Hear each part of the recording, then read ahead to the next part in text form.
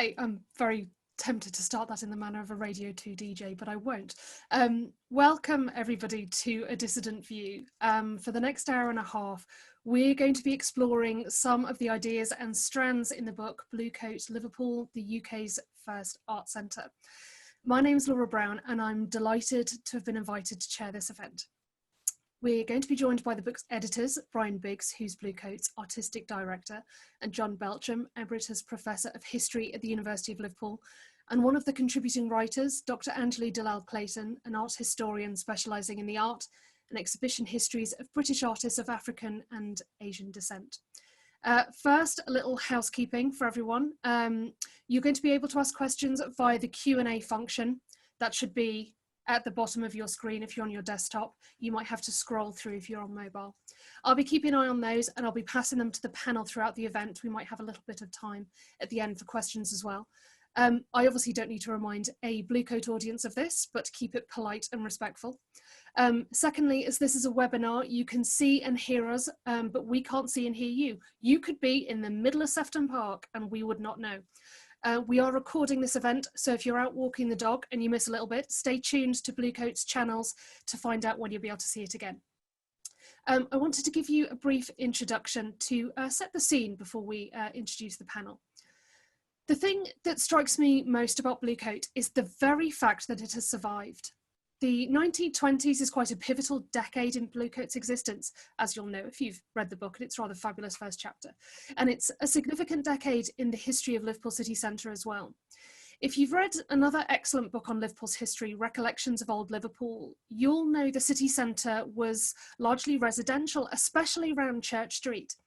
The demolition of the Church of St. Peter as the building of the Anglican Cathedral on Hope Street was given the go-ahead, changed the whole focus of Church Street itself into a place of commerce. Indeed, what was built on the site of the church was a cathedral of commerce by Woolworths. Marks and Spencer's move into Compton House, which had been a hotel for transatlantic visitors to the city. George Henry Lee and Bon Marché are spruced up. Henderson's, the famous department store, is opened, and Owen Owens moves from London Road into Clayton Square. That Bluecoat survives this rapid transformation in less than a decade from Church Street being a street of mixed use to a street of shopping is quite astonishing. The fact that it survives subsequent decades is even more so. Modern Liverpool swirls and evolves around Bluecoat, and she remains the grand old dame of the city centre right at its heart. With that in mind, I am delighted to introduce our panel. Bryan Biggs is Bluecoat's artistic director. John Belchum is Emeritus Professor of History at the University of Liverpool, and Dr Anjalie Dalal-Clayton is an art historian specialising in the art and exhibition histories of British artists of African and Asian descent. Bryan, do you want to start with an introduction to yourself? Yeah, thanks very much, Laura. As you said, I'm the artistic director at Bluecoat. I've been here for many years, as many of you will know, but if I can say a bit about why we wanted to do the book, in 2017 it was our 300th birthday of the building, which was quite an achievement, and I really wanted to get the book out for that year, but as the plans of the year went on, we realised there was no way we were going to do it, so we put that on hold. But the year, I think, was very instructive in helping us to refocus on what the building was all about, with this fantastic history that goes back 300 years as a school, but then this 100-year history as an art centre, the first art centre, which we say in the book. And I'd realised that the previous books that cover this history stopped in about 1950 or 60, actually, with Roderick Bisson's book about the sand, and there'd been nothing written since. So it's time to reinvestigate that history and really see where we come over that last half of the 20th century, where we are now, and particularly having just completed a capital development with a new arts wing, a brand new Bluecoat in a sense, in 2008.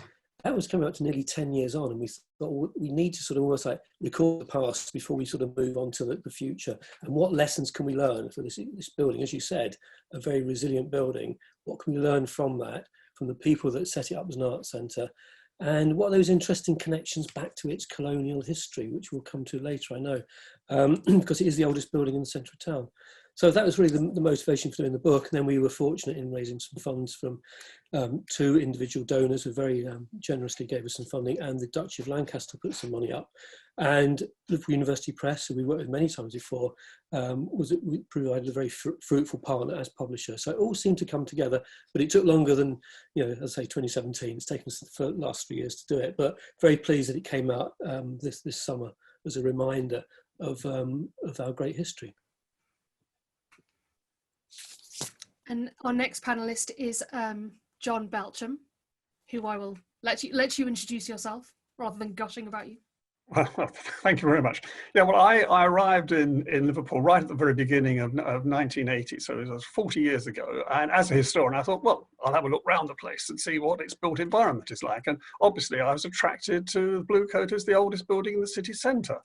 But then as I started exploring a little bit more, I found, well, when I went inside for the first time, I was amazed what was there. It was contemporary art, which was quite beyond my comprehension.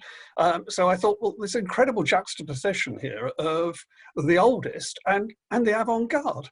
And the more I started thinking about that, I realized that was unique to the spirit of the Bluecoat. That when you think of the time that the school moved out in 1906, 1907, I mean, this is when Liverpool is trying to really push its credentials as second metropolis, second city of empire, all this Edwardian grandeur going up, palaces of trade and things everywhere.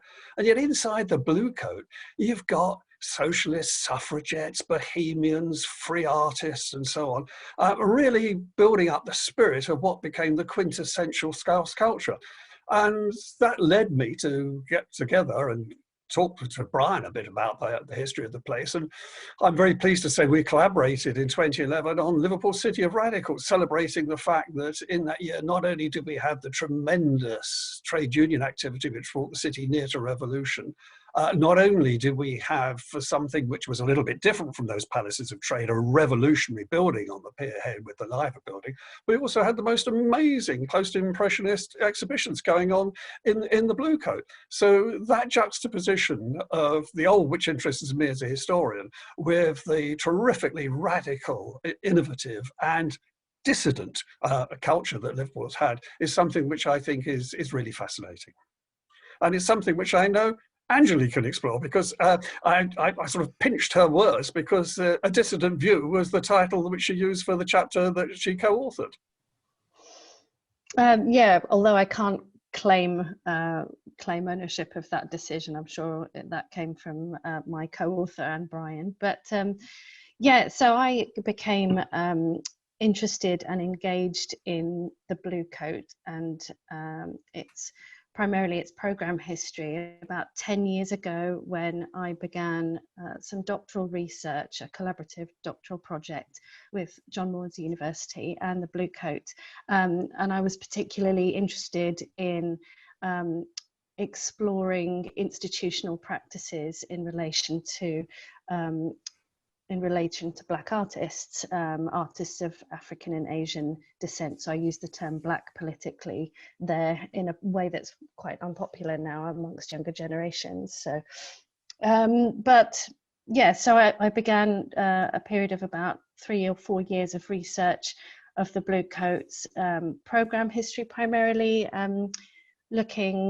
spending a lot of time on my own at Liverpool Records Office, rifling through various records, including exhibition ephemera, but also meeting notes and so on. So I came to know about Bluecoat's history in that way, but also through several interviews with Bryan over a couple of years. So Bryan was very much a both source material and person guiding the research as well. So that's fabulous. Me. Fabulous. Thanks all for that. The first topic we're going to talk about, we've touched on a little bit already, is around Bluecoat and its resilience. I don't think Liverpool's rare in having that kind of constant reflection around conservation and progress. But there's a lot of conversation about what Liverpool city centre is for, often a changing focus depending on who's speaking. So there's a lot you can talk about around Bluecoat's ability to adopt and adapt to that. John, I'll turn to you first for this one. How has Bluecoat been able to survive? Bluecoat's survival is a remarkable story, really, because as soon as the school moved out, the city council, the city fathers and so on thought, oh, great, knock the place down and let's put something up which will get us better business rates and so on. So it really was very much under threat at that particular time, because, I mean, Liverpool saw itself in those terms as very much the modern progressive city. That's the way it wanted to develop. And so therefore you got rid of the obsolete, you got rid of the redundant, and you redeveloped. Mercifully, Liverpool was, the Bluecoat in Liverpool was saved, although it's one of the first suggestions was that it should be transformed into this station for the monorail link with Manchester. Well, of course, as we all know, there still to this day remains no decent connection between the northern cities.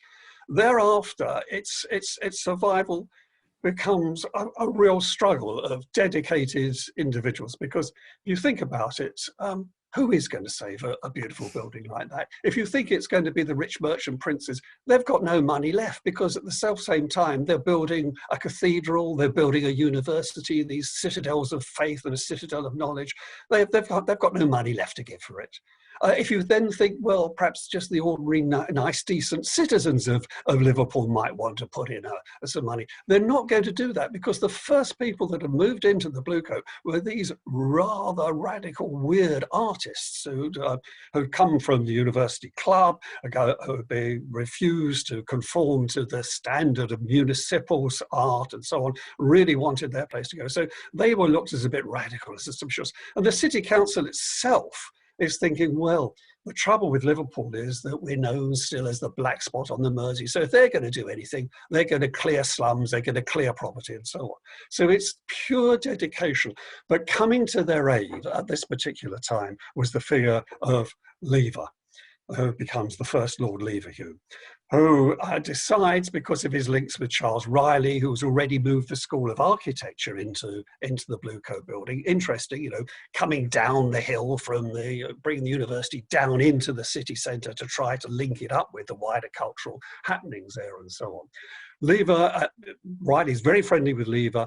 Lever takes a lease on the building, and then Lever is incredibly lucky in the sense that he wins this £141,000, which is millions in today's money, against the Daily Mail, of all things. How lovely to win a libel victory against them, and uses that money to help the Bluecoat thrive. And there's talk then of saying, right, this Bluecoat, we're not only going to save the building, but we're going to make it this tremendous arts institution. We're going to have something which is really going to rival Liverpool, which will really show that Liverpool is not provincial. It is the second metropolis. We'll have the Lancashire Society of Arts, which is going to link every arts form you can think of. Well, all seems fine and so on. And then along comes the First World War.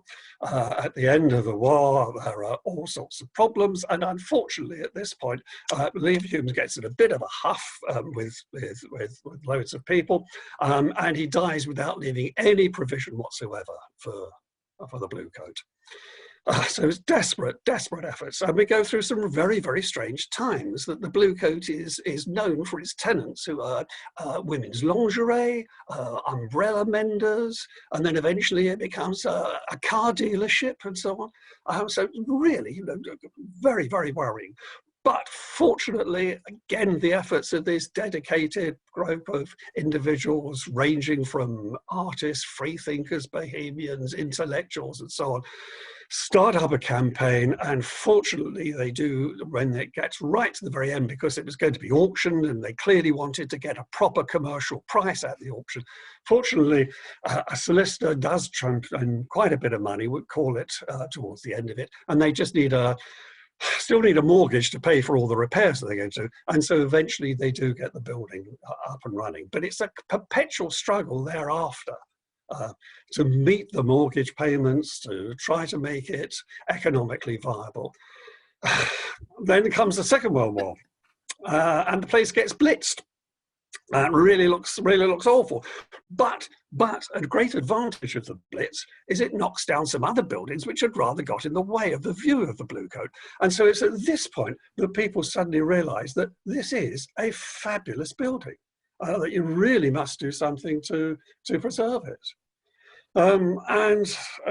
Well, I'm sorry, I'm rambling on here about it, but I mean, there are various ways the people responsible don't think they can make it work, and so they're very keen when the city council suggests that you might use this thing to make it becomes like a cultural centre for Liverpool, that you could move a fine art gallery there, you could have a shipping gallery, and so on.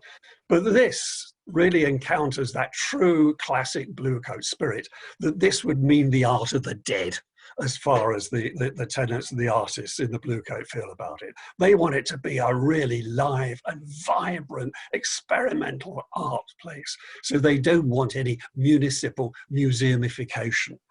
Well, there are quite a lot of struggles going on there. But fortunately, at this stage, I'm sorry, I don't want to use sort of Boris Johnson language, but the cavalry tend to appear in the form of the Arts Council and the Gulbenkian Foundation, and they put some money in. First, the Arts Council just to help with keeping the cost of the thing going, and the Gulbenkian allowing the Bluecoat to begin to experiment a little bit. And they then commission the thing of Art in a City by John Willett, and that, well, that sort of really takes us to the way that the Bluecoat has not only survived, but the Bluecoat has provided the blueprint for the whole city. Because having restored the building to its glory, you began to realize that regeneration through conservation was a great way of going. And I think that led to the fact that Liverpool in 2004 gained inscription as a UNESCO World Heritage Site.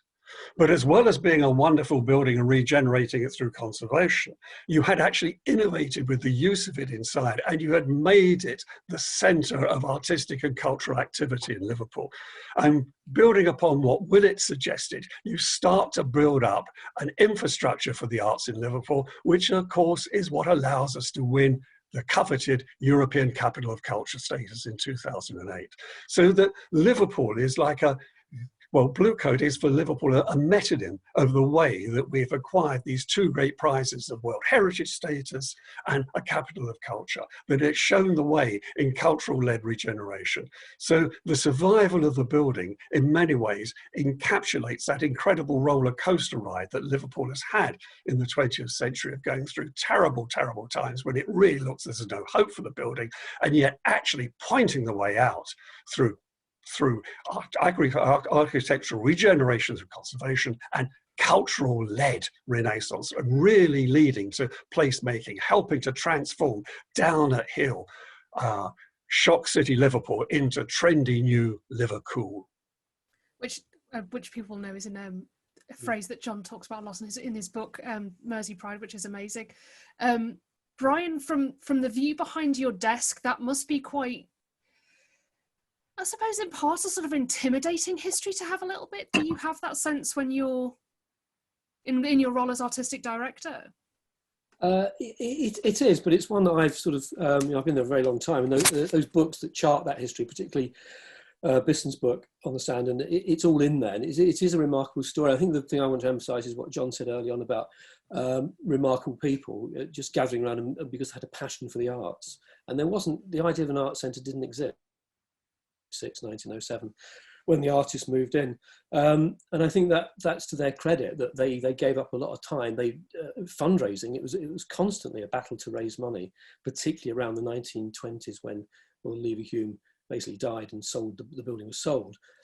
That's when they really moved into gear. And there's a wonderful woman called Fanny Calder, who we won't discuss now, but if you get the book, there's a lot on Fanny Calder in the book, and she's a fantastic character who basically, through voluntary effort and through networking, she knew people in powerful places, high places, raised the funds to save it. But I think that emphasis on voluntary effort, tied with a passion for progressive art, is the sort of secret to its resilience. Because it didn't get any funding, as John says. There was no public funding until after the Second World War, when the Gulbenkian stepped in. That's not even that was foundation funding, but the Arts Council stepped in, and they've been a great supporter ever since. And of course, the City Council came on board a bit later. But before the first half century, there was no public funds, so everything they did had to make pay for itself. And that was mainly because they had artists in studios paying rent and audiences paying for tickets for events, and that's how they got by. But I do want to come back to your initial point, Laura, about being surrounded by commerce. In a sense, that's absolutely true. And the city became incredibly commercial, and now we're completely surrounded by consumer paradise, if you like, in the form of Liverpool One. So Bluecoat is this oasis right in the middle of the very commercial heart of the city, the shopping heart of the city. But actually, we are a business as well. We can't forget that the arts, to survive today, obviously they try and get whatever funding they can from wherever, but they've become businesses, and artists need to be paid. So the artists that we have artists in our building, we have businesses in our building, we have shops in our building who pay us rent. So we generate income as any business does. So I think we've had to become more business-like. And of course, being there for, since 1907 as an art space, we've got over 100 years of history, of experience of how you do that. So I think that's an important point to make, that we are a business as much as we're surrounded by businesses. I think as we've been reflecting on Bluecoat's history and its the origins of the building, I think we can't ever forget the sort of colonial legacy that comes from that, and from where a lot of the money of when Bluecoat is established comes from. Anjalie, reflecting on your chapter in the book, but also your wider work, if people haven't read it already, Anjalie wrote a rather excellent essay in the Double Negative this week on art collections in the Northwest and how far they represent their communities. Do you think Bluecoat has responded to and acknowledged its past well? I think to a degree, yes. In terms of programming, there have been certain sort of key moments, particularly since the 1990s, when that difficult history of the building is mobilized to kind of surface a bigger story around colonial legacies and violent histories. And that I talk about this a little bit in my chapter in the book about probably the first exhibition to engage in that history is Trophies of Empire. Is that right, Brian? Probably the first. Well, you could go back to Black Skin Bluecoat, where Keith Piper had a piece. Actually, oh yes, Empire. That's true. Yes, about slavery, but actually the full project was the project you're referring to, which was 1992.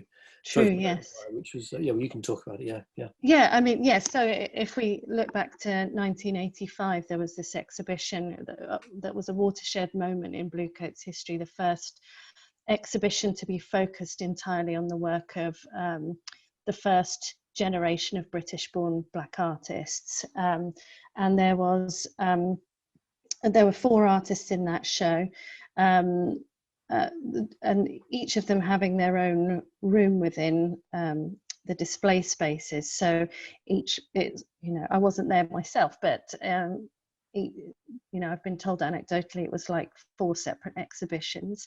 And Keith Piper, one of the artists presenting there, had an installation that was called Trophies of Empire. That I won't go into detail exactly about what that artwork is, but you can read about that elsewhere. But then years later, having developed a close working relationship with Bryan, Keith approached him in the lead up to the Columbus quincentenary about organising an exhibition, and I believe there were already plans in Liverpool for a Liverpool-wide programme. Is that right, Brian? That's right. It was this was the 500th anniversary of Columbus' so-called discovery of the Americas, and there was a campaign called 500 Years of Resistance, which was national, but there was a local branch of that, which was a very sort of activist program to say, actually, there's another history. There's many other histories, and it's actually a history of exploitation that we need to not celebrate, but actually interrogate. And that's what Keith did in that show. Yeah.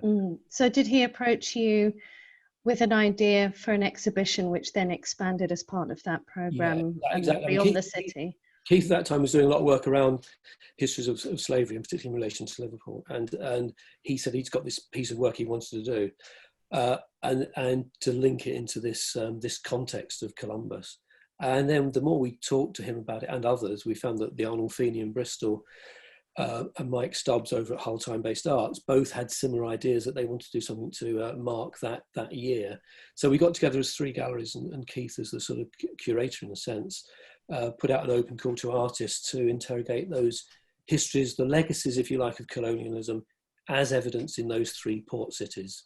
And some of the works in that programme engaged quite directly with the Bluecoat space. I'm thinking of the one that was in the garden. Yeah, that was Jaginda Lamba, Yes. did a sculpture in the garden, which was created from timbers that he'd sourced in Lancaster, which of course was another slave port. And it was a very moving piece called The Cry. And it just seemed very resonant to have this piece of sculpture in the courtyard of a building, which nearly 300 years before had been founded from the profits of the slave trade. So it had a real resonance. And it was the first time that we realized that actually the building is not just an empty shell. Actually, it's imbued with this history, even though it's the history of the school, which had moved out in 1906. It was still it would be very resonant for artists like Keith and Jaginda and Rita Keegan, who you just saw on that image just there, to interrogate. Yeah. And Gavin Yanchez also showed his Carabra painting series there, which engaged or dealt with the transatlantic slave trade in various ways, didn't it? That's right. That was that was slightly before. No? That was a different show, but yeah, absolutely, it was a really fantastic show, and it gave us the opportunity. And I know we're going to talk. That's Jaginda's work in the garden. I know we're going to talk a bit later on about the local and the global and that connection between the international and local artists.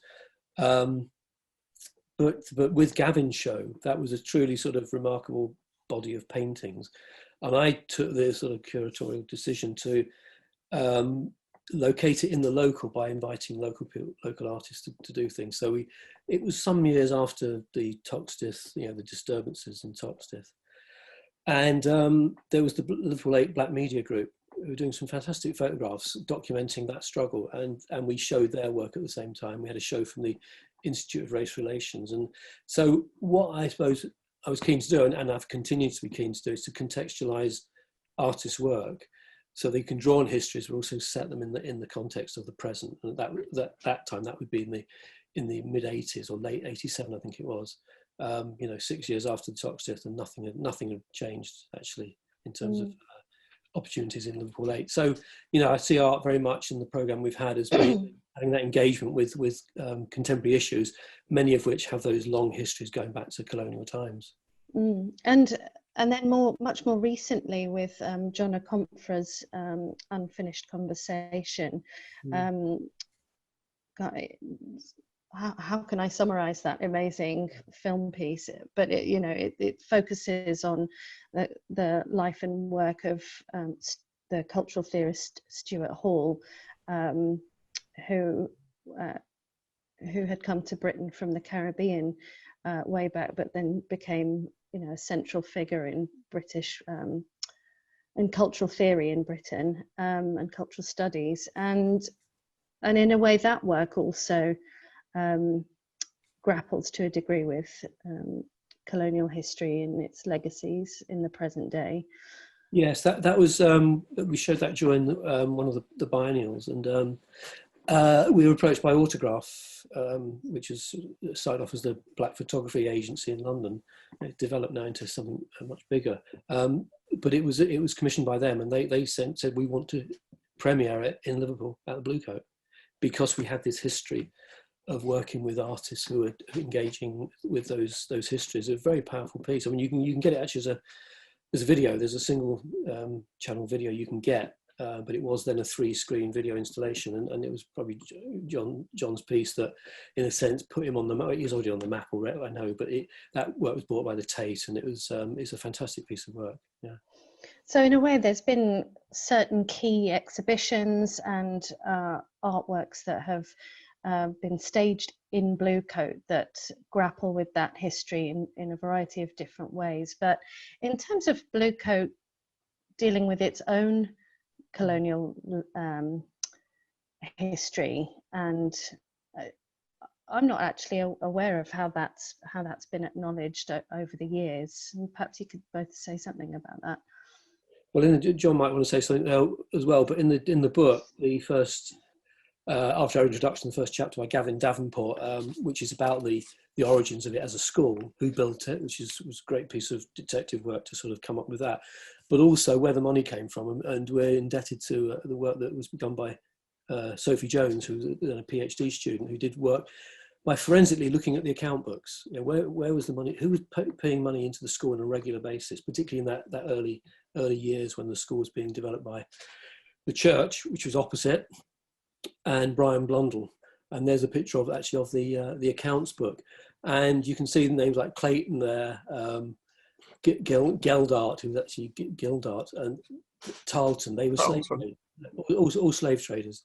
And so Sophie did a very quick piece of research, which we're building on with another PhD researcher this year, the next couple of years, to sort of show how much funding was coming through into the Bluecoat coffers that was actually being made from either slavery directly or from the goods that slavery enabled, sugar, cotton, tobacco, etc. And we've so that's addressed in the book. But in terms of what we're continuing to address, I mean, if you go on the My Bluecoat website, which was this fantastic website, I think it's fantastic because I helped set it up. In 2018, we managed to get that online. That's got a whole chapter about Bluecoat and slavery. And of course, with Black Lives Matter, there's been a new challenge this year to say, well, let's look at those names again. Let's look at these certainly street names in Liverpool, statues, etc. And we're very much involved in that, in how we respond to that as a building that is funded basically through slavery. And so we want to do more. We're doing some. So we've got the book, the website has got some information, but I think we can be much more proactive in telling the real story, not just of Blundell, but his whole family. His sons were deeply involved in the trade, and it's something we find very difficult to get our heads around today. You know, that you've got philanthropy on the one hand. This was a charity school for poor children. It was doing good work, and yet it was funded by this abhorrent trade in enslaved Africans. So I think it's something that we will continue to do as an organisation, and we continue to work with artists. And I suppose in 2017 we did the project with Elaine Mitchener called Sweet Tooth, which was interrogating her own history in the Caribbean. Her parents were from Jamaica, and our sort of love affair with sugar and the very dark side of that trade.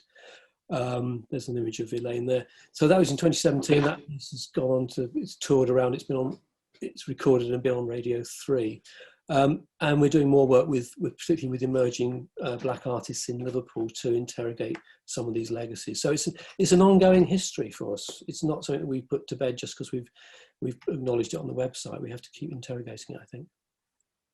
John, is there anything you wanted to? No, I think that's what I thought. I mean, I agree. I think that interrogation is something which must continue and so on. But all that I would say, not sort of on the other side about it, but Liverpool, after the abolition of the slave trade, does see itself as Liverpolis. You know, it does really believe in the fact that you can have a commerce now which is not too tainted by slavery, but a commerce which can promote civilized values and so on. And so that the type of things which the Bluecoat have been the forerunner of trying to create something which wasn't just a commercial, but a polite and commercial society, could come to flourish in a place like Liverpool. So Liverpool, I think, from the early 19th century, is beginning to say we have to change our image. You know, we have to confront what we did. We must admit that is not something which we want to continue. And Liverpool was capable of rebranding itself, and it rebranded itself essentially on the sort of lines that the Bluecoat would want to endorse, which was really through culture and the arts. Mm-hmm. That's it's referring back to the title of the event today, sort of like the dissident voice. I think it's something people find hard a lot of the time in the arts, of how you develop a distinctive voice. And I think for Bluecoat, it has a foot in many different camps. It's local, it's hyper-local, it's national, it's international. And that, you know, that's just the arts programme. Brian, it'd be good to get your take on this. How do you think Bluecoat is a dissident voice? Not just the why, but how is it? And how does that manifest itself? Yeah, I think that the phrase "dissident voice" came from, I think it was Sean Cubitt. It was a review that he wrote of an exhibition, might have even been Trophies of Empire actually, where he talked about us being this sort of independent voice. And I suppose it's come about certainly in the I think the early. It's very interesting to say, look at the early years, because the first exhibition in 1908 had Monet in it. I think it was one of the first times Monet's work had been seen outside London. 1911, 1913, two post-impressionist shows that John referred to had Picasso, Matisse, Cézanne. So from the beginning, it put down a marker saying we've got ambition here to be international. But it's been a sort of history of sort of peaks and troughs, and it hasn't been a very even trajectory. There's been times when there's been no money, and the art that's been shown there has not been, is what you'd probably call parochial in many senses. But there's always been that undercurrent of sort of trying to be progressive. And I think what Sean talks about in his coming up with the idea of dissident is that it's probably about our distance from London. I mean, not just geographically, but culturally. That particularly in that period of the 80s and 90s, when Liverpool was sort of written off, like most of the north, they didn't know what to do with a deindustrialised northern, what's now the Red Wall territory. And it gave us a sort of, because we didn't have to worry about what London thought, we got on and did our own thing. And I think there was this great network, and Anjalie, I know, has done a bit of research on this for the chapter, of this network of galleries across the North and the Midlands that was showing sort of work that wasn't really fashionable in London. Nobody really knew about Keith Piper. So Keith would show at small galleries in London, but he wouldn't get into the bigger galleries until much later. Whereas galleries like Bluecoat or Rochdale Art Gallery just up the road in Manchester, the Derry Art Gallery, the Orchard Gallery over in Derry, galleries in Glasgow, Newcastle, we all had this sort of independence. We could just do what we wanted. So I think that dissidence comes from in a sense, freedom, not having that weight of the London art world on us, that we could just do these things. I mean, we didn't have a huge amount of money, so we took risks on younger artists, emerging artists who didn't demand huge amounts of money because then, this was probably, I'm talking sort of as video was just coming in, but many artists their expenditure on shows would be a lot less than it is today. The production values were not as high. So you could take a risk on a 21-year-old just coming out of your local art school. And we did a lot of that, loads of supporting emerging artists. And I suppose the dissidence comes from that, perhaps, that sense of independence from any curatorial pressures. I think it's also worth noting that right now you've got the amazing Josie Jenkins in your galleries, who's an emerging artist from Liverpool. So not that it's stopped. We've got a question from Annabelle, who said, did the panel think that Bluecoat in its present form embodies the radical spirit that's glimpsed at various points in its history? Is it still a dissident voice, and how will the current phase be regarded in the future? Wow. No pressure.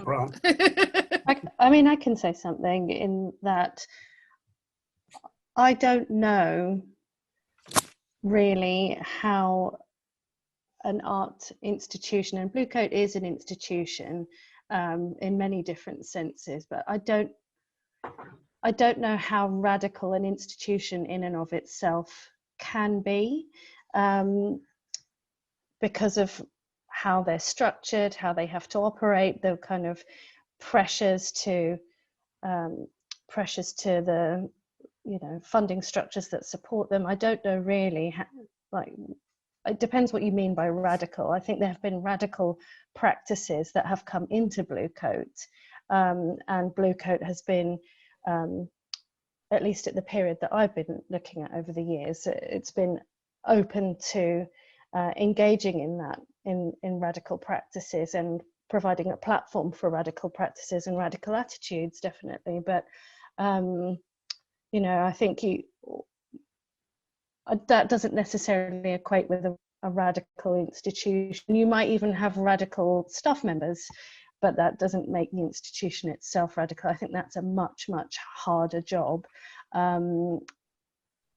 you know, and that goes to thinking about, you know, what does an arts organization want to stand for? What campaigns does it want to actually get behind? And actually very few art galleries or art institutions actually get behind campaigns, if you like, or, you know, they'll provide space for campaigns to take place, but do they promote them themselves? That's much more of a difficult task, and I don't see very many arts organisations and institutions like Bluecoat or Bluecoat itself doing that kind of truly radical work. And I don't know whether you think that's the role of an organisation like Bluecoat to engage really meaningfully in radical practice itself.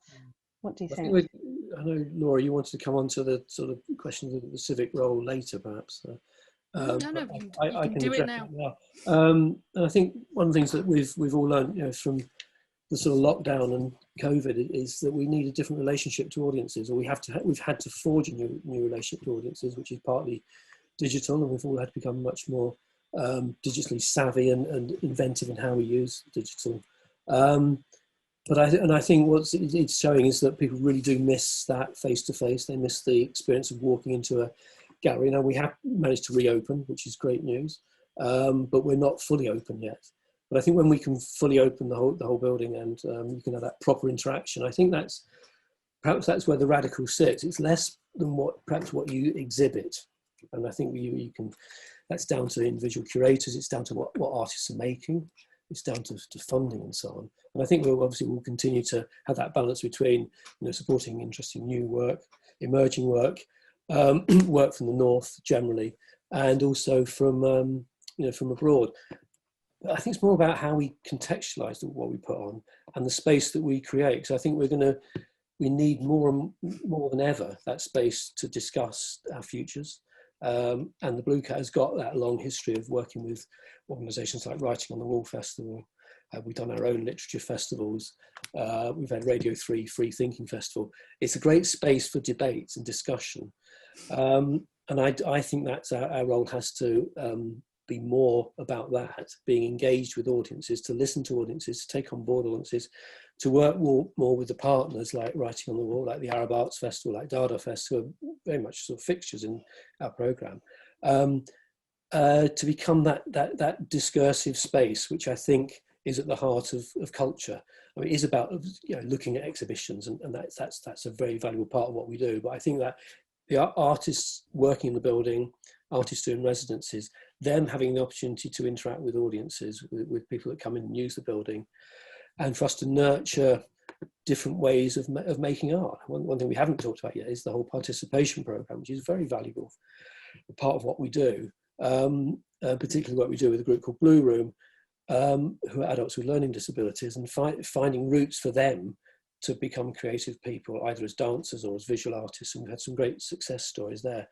So I think we're more of a place for producing culture and making culture sort of happen rather than just consuming it. So I'm hoping that the processes we use are more radical rather than necessarily the work you see, because the work is always contingent. So it would be radical one minute, it won't be radical the next minute. Work that was done in the 20s can suddenly be seen to be radical. So there's a question from Nina Edge, the artist, the incomparable Nina Edge. Radical approaches might be applied to curatorial practice and expansive access to creative action. It would be radical to centre artists inside art organisations and indeed other social frameworks. How have artists radicalised Liverpool is my question. And I think that's an interesting reflection, as you were talking there, Bryan, about the ability of artists to be able to explore their radical practice unhindered by things like not being able to afford studio space, for example, is a huge challenge in how we allow artists to be radical should they want to be. Yeah, I mean, good question from Nina, because Nina is someone who has radicalised her practice in a local context and indeed beyond Liverpool. But her work, you know, working on the Welsh streets, it's art as action, it's art as activism, and I think Liverpool has got a long history of artists that have, if you look at what Metal are doing, or what the Biennial has done with things like the Home Baked in Anfield, these are art projects that become embedded in a social practice, and I think it's a great city for that. I think I'd like to see more of is the institutions perhaps having a more engaged. In a sense, visual arts is very good at this. The visual arts do it very well in Liverpool, with the Open Eye, the Biennial, Fact, etc. But I'd like to see it more in sort of performing arts, perhaps more of that embedded practice that of our artists working. Socially engaged practice is what we used to call it. But as I wanted to stress this idea of these spaces that should become places for open discussion, open debate, ideas, because they're being closed down. A lot, community centres, libraries are under threat, etc. So the civic space is sort of shrinking at a time when we really need it. That goes in, it ties into actually Roger Hill's chapter in the book that focuses on music, and it focuses on the live performances and the music that Bluecoat used to host. And if people don't know about Bluecoat as a music venue, read that chapter, but also My Bluecoat is amazing as a kind of resource on the gigs that have been at Bluecoat. And I think it kind of gives an illustration of how Bluecoat's known for being a blend of art forms, and many people have events and performances that they remember. From my perspective, that, and in sort of arts language, that's because Bluecoat's very often switched on to receive as opposed to transmit. It's a place where people hang out, and that's an ingredient that I find quite valuable in the arts. Liverpool has always had places where people hang out, people of different practitioners, and from performance to musicians to writers to historians and that kind of thing. How aware of you of that as an arts organisation? I think from the audience perspective, John and Anjalie, how aware are you of that? And you, Bryan, as artistic director, how aware are you from within the institution that that's something that impacts on it? Yes, I was just thinking, we've been using words like building, institution, and so on, but other times we've used space and place, and I much prefer those terms, because what's always struck me about the Bluecoat, and particularly now in the way that it actually straddles two of those great sort of commercial parts from Church Street through to Liverpool One and so on, people stroll through the Bluecoat in a way they wouldn't go near other institutions and so on. And that is a precious thing in getting all sorts of interactions you wouldn't normally expect. So it's not just a question of those who are, forgive me for saying this already, of an artistic or creative things trying to find some type of hub. Joe and Mary Public go through there, and that's what's wonderful. That's what really gives the Bluecoat. I won't necessarily try to say that this is what makes it radical, so I appreciate that we've had a previous discussion, it's a difficult word to define, but it gives it an inclusivity which I think is really precious. And I've been so pleased at the times that I've gone there, and I thought, there's people just eating in some places, there are other people looking at exhibitions, there are people who are going to buy things because in the design centre or whatever. There's so many different activities are going on there, and that I find so vibrant and so exciting and so good for the city. Yeah, I think sorry. I can't. Oh, sorry. I was just going to say I don't think I can add more to what John's just said, in the sense that in the years when I was spending a lot of time at Bluecoat, it's just that hub really is a hub of activity in the very real sense of the word. That cafe is always in use, and yeah, I don't think I can add more to what John said, really. I should mention that again, there's a chapter in the book by two about academics in residence. Paul Jones, a sociologist, and Jutta Vassilopoulou, who was a philosopher in residence. And it was quite unusual to have that type of resident, because normally we have a printmaker in residence or a writer in residence. But so I think that decision sort of reflects that we are, as Paul Jones's urban sociology lectures. It was fantastic because it was for his students, but we opened it out to the public.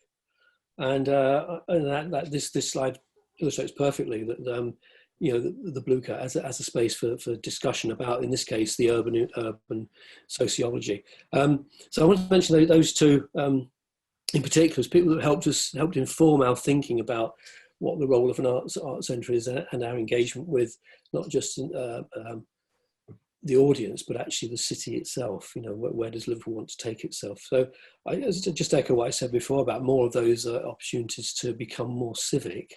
I think we want to focus more on audiences, put audiences more at the heart of what we do over the next 10 years, certainly. Draw on those histories, you know, the histories that I've talked about, and that's become a particular focus this year with Black Lives Matter. It's very important that we don't lose sight of that. But there's pressing questions that we should be engaging with, and not least climate crisis. And I just think the arts have a sort of responsibility, and we'll be looking to work with artists that are engaging with many of those sort of debates.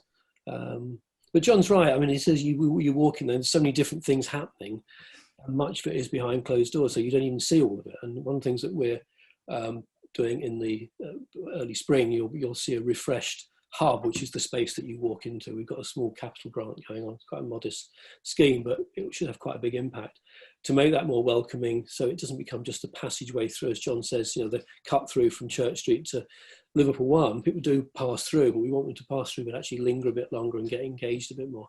And this development will hopefully do that.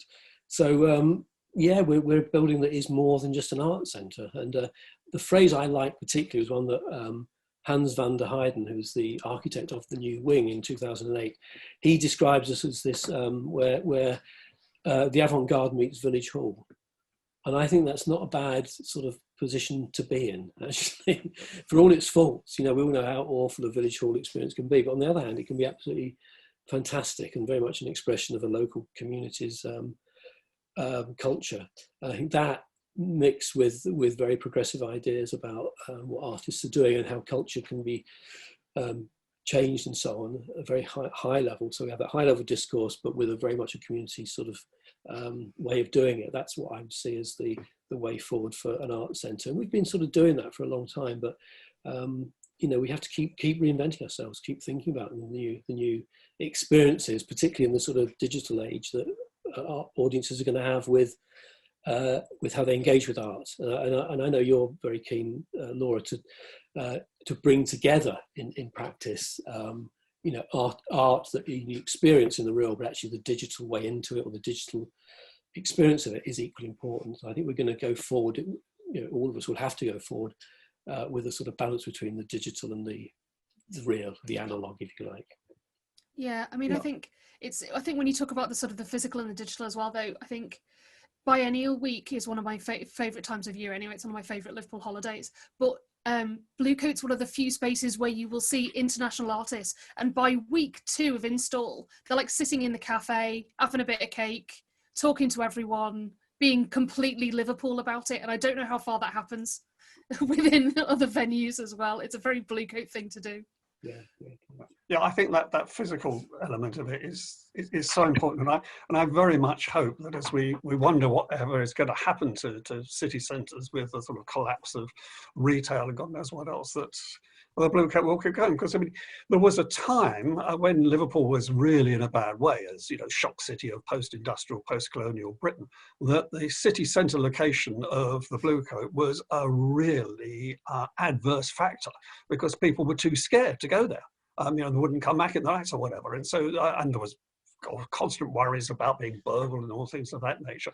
But now, of course, I mean, this is such a shame about what the pandemic has done, because in turning the corner and having its urban renaissance, Liverpool had really quadrupled the people who actually lived in the city centre. The city centre was actually displaying a really wonderful cosmopolitan presence for Liverpool, and the Bluecoat was very, very, very much at the heart of that. So I hope it can re-establish that presence, and that we can thrive on this on a city centre thing.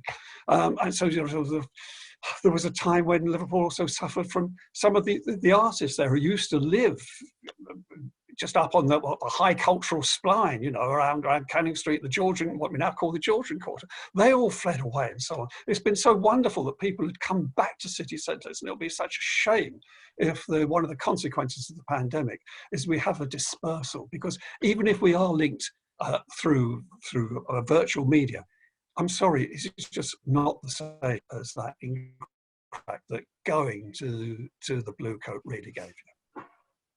I think that's totally true. I think there's a comment here from Golda Camby saying, I completely agree with John. I think when I first arrived in Liverpool, the Bluecoat was the first gallery or artist centre that I'd been to, and instantly connected not just with the staff, but also Liverpool as a geographical space.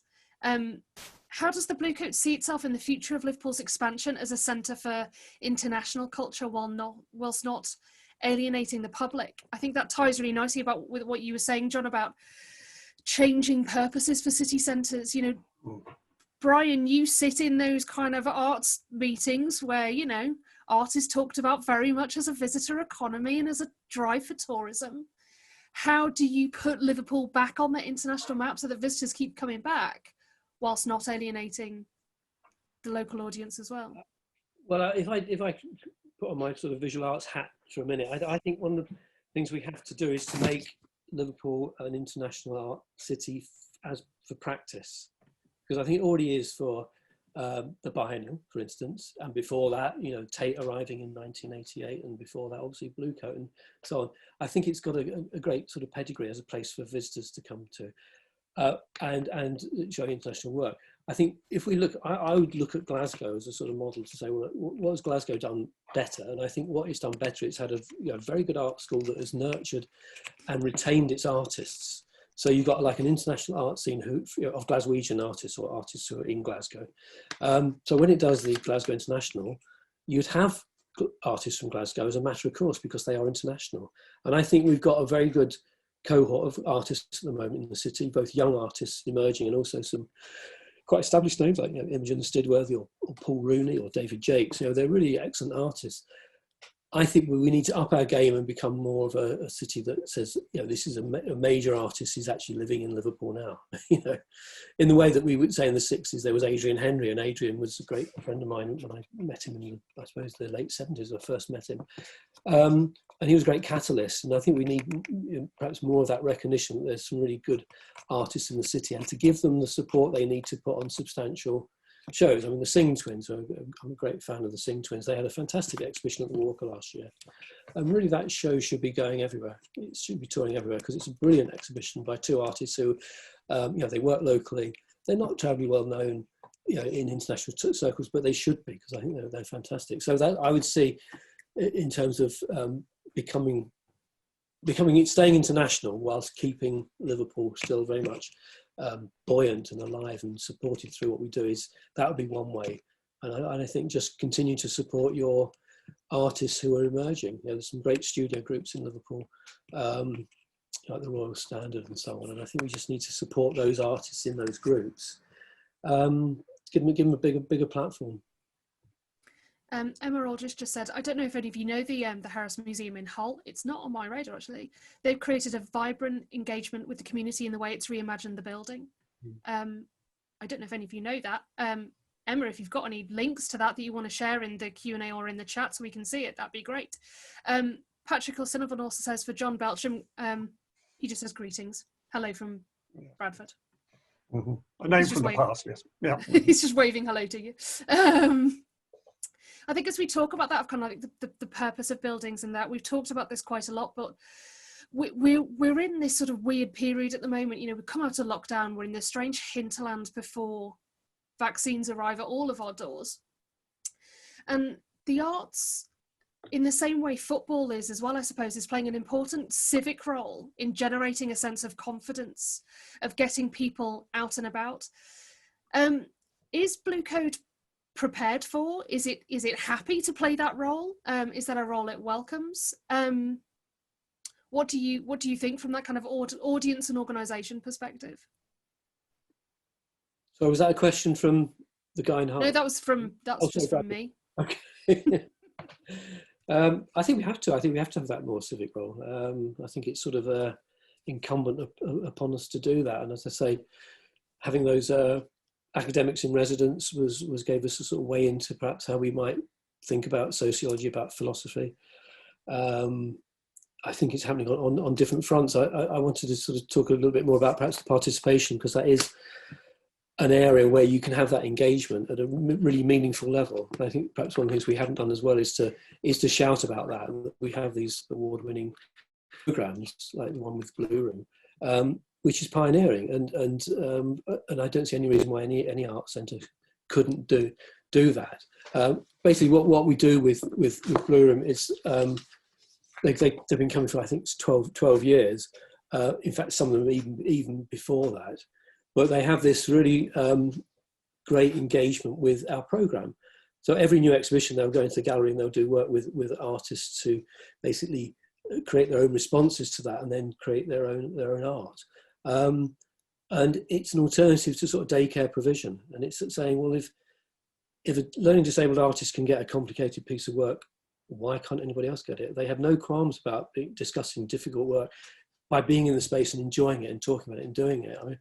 I know that the project that Anjalie looked at for her PhD was the work of Sonia Boyce. It was called Like Love. And one aspect of that programme, that piece of work, was to work with Blue Room. And she did a really fantastic film with Blue Room, went to Southport Beach. They made a film about dancing on the beach. They did interviews with Sonia. And that became a collaborative piece. So it was Sonia working with Blue Room. And I think there's many artists that have been doing that for quite a few years now. And I think it's just the way forward, that we have to demystify the art that we put on. And one way is to involve the participant group. So there's not like, here's the exhibition and there's the participation over there. It's actually, how can you entwine the two things? And I don't know, Anjalie, whether you want to say anything more about Sonia Boyce's practice, because that was that particular exhibition was called Like Love, wasn't it? And you working with 3 different communities in 3 different places, I think, wasn't it? Actually, I didn't really focus on Like Love. I was looking more at Action, which was she had sort of a 2-part show going on at that time, didn't she? So there was Like Love in towards was it upstairs or yeah, that's right, yeah, back, wasn't it? And then there was Action, which was running in parallel with that, where she had selected 4 at the time emerging Black artists in a kind of a way to commemorate Black Skin Bluecoat, which was the show that she had first worked at Bluecoat 25 years previously, I think it was. Yeah. So I was going to say that's an important point you make there about the longitudinal relationship that we had worked with Sonia 25 years before, and with Keith Piper we worked also that long before, and we showed Keith again in 2017. We think Sonia's shown about 5 times with us over that period, and I think that's perhaps one of the answers to the question, is that long relationship that we have with artists, and we're not the only gallery that does it, but I think we do it particularly well. That having those long relationships over time means that you can develop something that is more pertinent. So you might not do anything with Keith Piper for 10 years, but then the time's absolutely right to do it. So I think a way forward for any art centre is to establish proper relationships with artists over a period, and to involve them in how you're developing your programme. So we've had artists that have come in just to do, like Jade Montserrat did a very short sort of residency, research sort of residency with us, and then that ended up being a show. So sometimes we might invite an artist to come and spend time with us, and then the exhibition might not happen for another year or so. So I think those long relationships you talk about are very important. And to see how the territories change. I mean, that's what you did in your research, wasn't it? Was you look back at that exhibition, which in 1985 was quite a radical exhibition for us to do, and how the language has changed 25 years on or 30 years on in the discourse around what we used to call black art. Yeah, and also around how curatorial practice has evolved in that period of time. At the time, that show, Black Skin Bluecoat, was quite unique in the sense that the most common, it was quite new for mainstream art centres and galleries to be engaging with work by this younger generation of Black British artists, and typically, there hadn't been that many exhibitions in those so-called mainstream spaces, and the majority of them had been following this survey show format, this continual reintroducing of this new generation. And with Black Skin and Bluecoat, what was really kind of groundbreaking at the time was that this show was focusing in on 4 individual practices, and rather than showing their work together in a single space, they were separated out so that they had their own space, and it was, you know, it was as if they each had their own individual exhibition, so that there could be a deeper engagement in practice rather than on the ethnic background of the artist, which was, you know, really a novel approach at the time. So yeah, so I've also been interested in looking at how Bluecoat has tested out curatorial strategies which may seem from this vantage point in the present as, you know, quite standard, but at the time they were unusual for galleries to be engaging in. And Trophies of Empire, several years later, also involving Keith Piper, was similarly groundbreaking in the sense that that it was an exhibition that, well, not a program that that was framed around a history and a set, you know, a history and looking at contemporary day colonial legacies. That is ostensibly a topic that people of colour might want to address in their practices, but actually it was an open call to artists from any background, and some, I don't think anything like that had been tested out in terms of programming and curating until that time on that scale. Right. I think that was really much down to Keith, actually. I think he and many other artists were a bit fed up with being in shows that could only address certain issues because they were black. Therefore, they couldn't be in a show that wasn't about their ethnicity. But of course, this Trophies of Empire was very much about you know, race and the repercussions of Columbus and colonialism. But Keith said, no, it's a shared history. This is every artist. Everyone's history. Everyone's history, and I think that's what we're addressing now in relation to Black Lives Matter. That it's not just a thing that affects people of colour, but actually this is a history that's shared, and we need to confront that history. And I think it's interesting to think about and acknowledge that it's the artists always paving the way for doing things differently, thinking about things differently, and, you know, encouraging arts centres and different arts organisations and institutions to engage in you know, novel practices, and that's been something that's, I think, quite central to the approach at Bluecoat over the last few decades, is that artist-led approach, and creating a space for artists to really do what they want to do in the space and outside of the space with the support of the centre. Yeah. And what was interesting about your research, and really what really spurred me on in terms of the website, was the value of the archive. You know, you really was the first person to actually go forensically into the archive and say, did you know that at that meeting, that gallery committee meeting, you discussed this and this was decided? And I had no idea. So the fact we've kept stuff is really fantastic. The fact we're now digitizing it, and a lot of it is available on archive or on the website, or you can go to Record Office and see it, is very valuable, because we have ideas about what history is. And John will know this as a historian, but until you get the evidence and you unpick it and you interrogate it and you look at all the other factors that perhaps you haven't thought about, there is no fixed history. And you certainly did that with the exhibition files for your research, and John, you did it for the research for this book, didn't you? Yeah, indeed. Oh, yes. Oh, We're thrilled to find that press cuttings book. Indeed. Oh, yes. So put me in the dusty archives anytime. I'm very happy. Yes.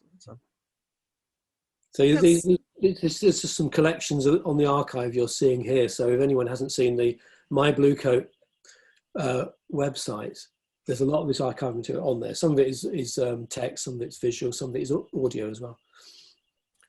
Yeah. We're just in about, just one for the audience, in about 5 minutes we're going to go for questions. Derek, yours will be the first question that we ask in that. The last question was kind of originally around sort of, placemaking and, what can Liverpool learn from Bluecoat. But I'm interested in bringing actually the digital archiving into that. Because I think that's been part of the work. When we talk about placemaking, we do think about it as being physical placemaking. And I do think we do need to start bringing digital placemaking into that as well. Not just thinking of the internet as something that we chuck things out of, but it's we can, in the way that sort of Bluecoat receives and transmits from its audience as well. What do you think Liverpool can learn from Bluecoat? Sort of as an institution, as an organisation, that sense in the book is of Bluecoat being the symbol of the modern Liverpool, as being the root as how the city changes. How far do you think that's still the case, that the city has something to learn from it? I very much hope that it will learn from the Bluecoat, because it seems to me, I'm suggesting that the Bluecoat is like metonym for what's happened to Liverpool and Liverpool, and finding the paradigm for success for Liverpool. If you think about the Capital of Culture year, I mean, it was great, but essentially it was a year-long party which hasn't left much of a legacy, apart from the superb new wing at the Bluecoat, which really was a physical embodiment of that.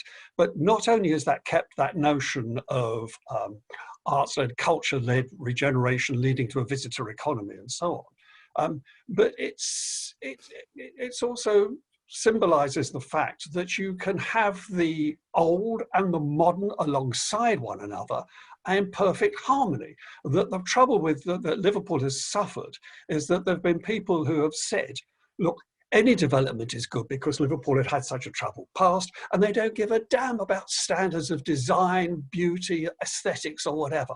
But they accuse people like myself who speak up for heritage assets and so on, saying we are trying to stop development. That is completely wrong, in the sense that Liverpool's history has been one of reuse of things, of refashioning, of rebranding and so on, but always preserving the best of the past. And if you've got a decent archive, that can help you understand what is the best of the past. So I think that the Bluecoat, in the way that it's, even in its architecture now, shows you that heritage and redevelopment should not be put into some kind of polarized debate. They should be realized as producing a perfect, syncretic and viable dynamism. Yeah, I mean, I would back that up. I wouldn't entirely agree with that. We're the only good thing that came out of Capital Culture, John. I think it had, I mean, there's all the evidence to show what a great impact it had in terms of, certainly image of the city was a huge. Yeah, sure. Yeah. But we were not here to talk about that. And I think you're right. And we've said this in the book, that we believe that the Bluecoat becoming an art centre was the probably the first example of what you call arts-led regeneration. Yeah. Artists moving in 1907 into a building whose future was uncertain, an old school building. They repurposed it, and in 1927 they actually bought the building, formed a constitution, first art centre, and it was with art at its heart. You have working artists at its heart. So I think that's one lesson, is that as John says, that can go hand in hand. You can take an old building, rather than knock it down, actually you can refurbish it. And I think in these times of sustainability and climate crisis, we have to look at how we reuse things rather than just destroy and move on to the next thing. So that's important.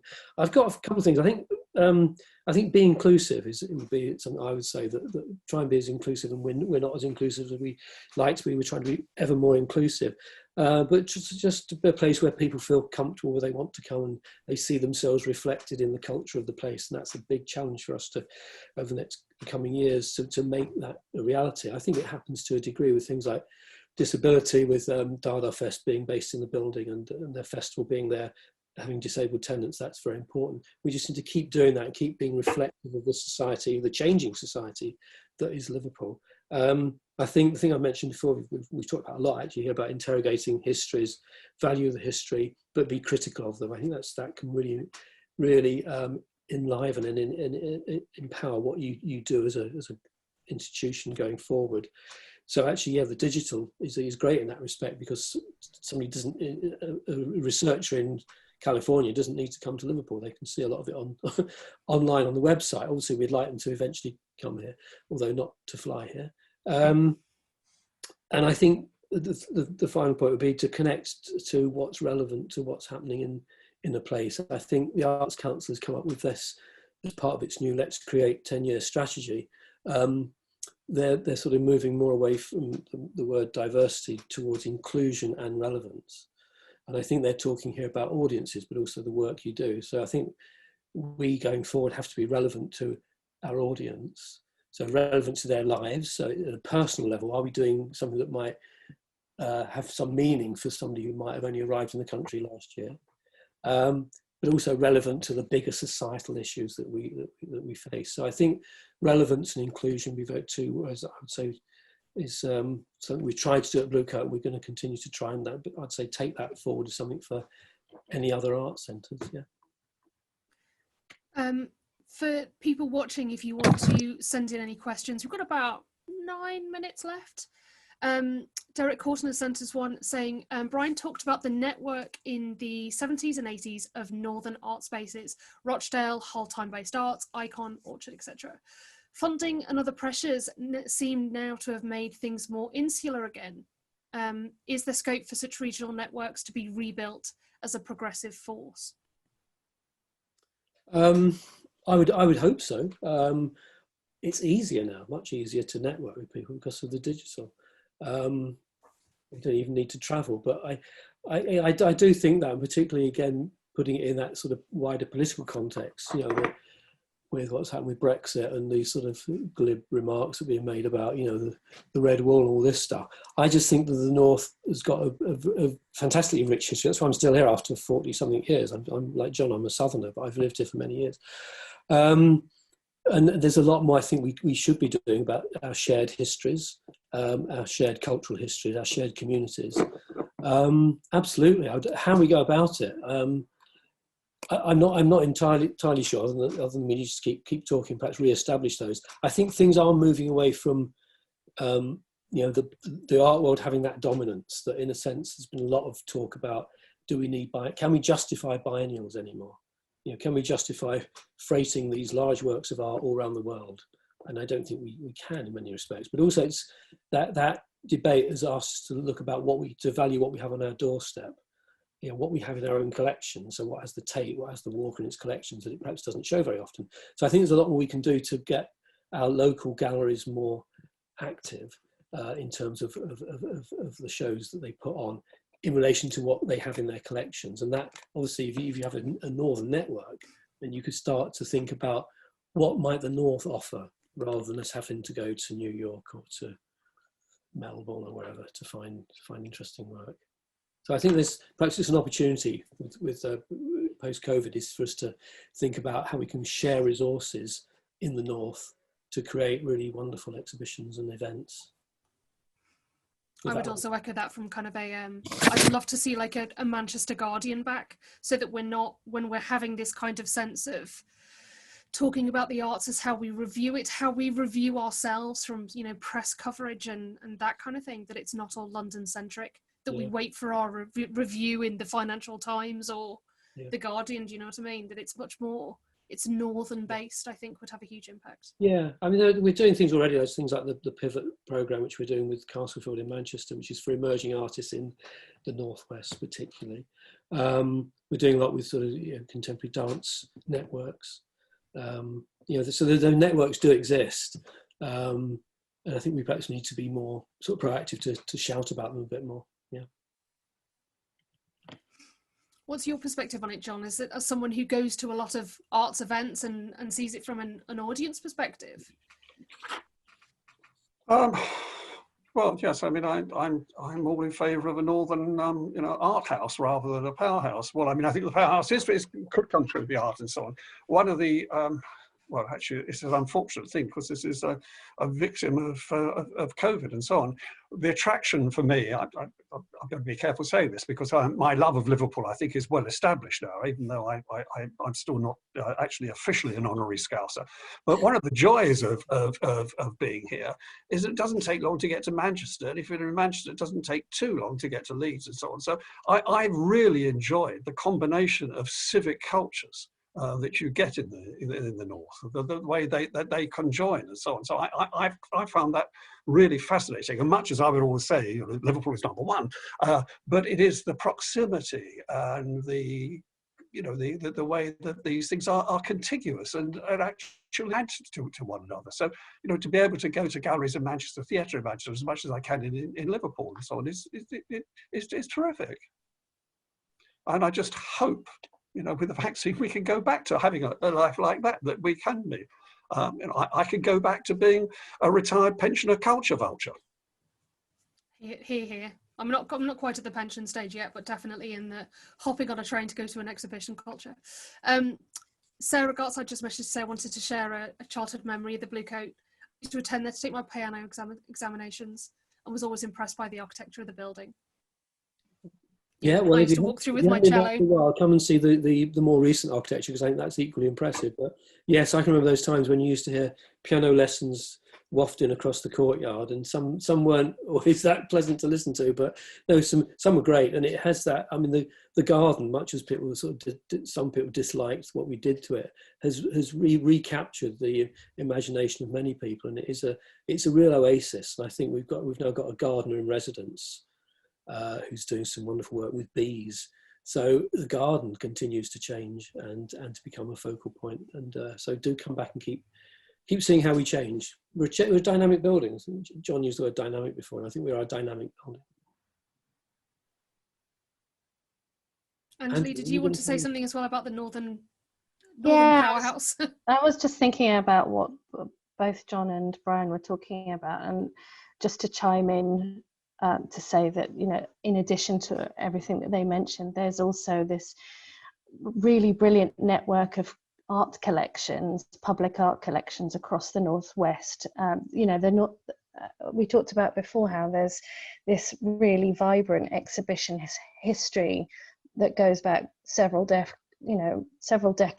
and an exhibition history that has been somewhat inclusive and has been, you know, a front runner in terms of profiling work by Black artists and other artists of colour at a time when the kind of London institutions were quite slow to take up the mantle with that. And in parallel, there is, you know, there are some wonderful collections across the Northwest. In the article with the double negative that you referred to, I do point out, you know, that Black artists represent only a very small percentage of works in those collections. However, there are works in those collections by artists of all different backgrounds who engage in all kinds of different issues and practices. And, you know, although Bluecoat doesn't have a collection, I think a network of sharing works across those collections and